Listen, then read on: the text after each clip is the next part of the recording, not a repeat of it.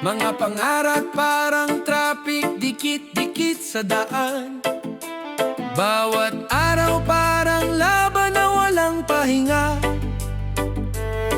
Kaya sa dagat ako bumababa para huminga.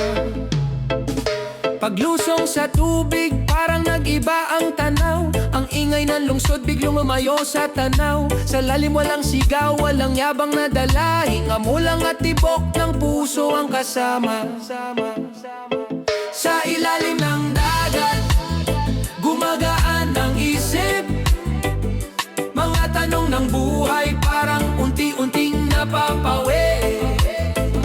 Dito ko natutunan ang lihim ng katahimikan, ng tunay na pahinga, hindi nabibili ng kayamanan.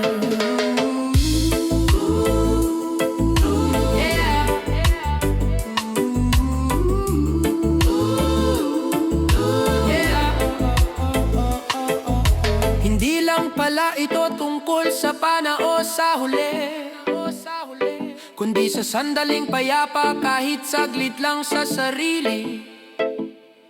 Kasi minsan ang sagot sa gulo ng isipan, matatagpuan mo lang sa katahimikan.